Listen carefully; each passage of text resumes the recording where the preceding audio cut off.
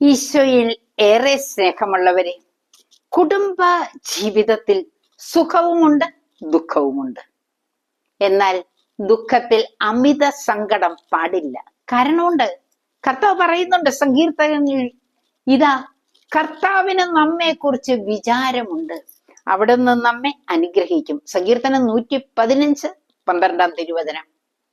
അങ്ങനെയാണെങ്കിൽ യെശയ്യാ പ്രവചനത്തിലൂടെ മറ്റൊരു കാര്യം പറയുക, നിന്റെ മേലുള്ള എന്റെ ആത്മാവും നിന്റെ അധരങ്ങളിൽ ഞാൻ നിക്ഷേപിച്ച വചനവും നിന്റെയോ നിന്റെ സന്താനങ്ങളുടെയോ അവരുടെ സന്താനങ്ങളുടെയോ അധരങ്ങളിൽ നിന്ന് ഇനി ഒരിക്കലും അകന്നു പോവുകയില്ല.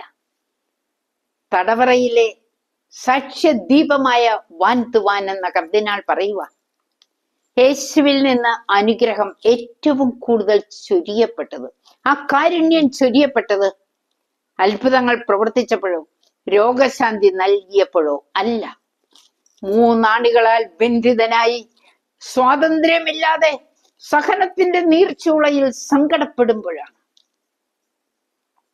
പ്രിയപ്പെട്ടവരെ, യുപ്രാസ്യമ്മ പറയുക, കർത്താവിനെ പ്രതി പാടുപീഡകൾ സഹിക്കുന്നതിൽ കൂടുതൽ എന്ത് സന്തോഷമാണുള്ളത്.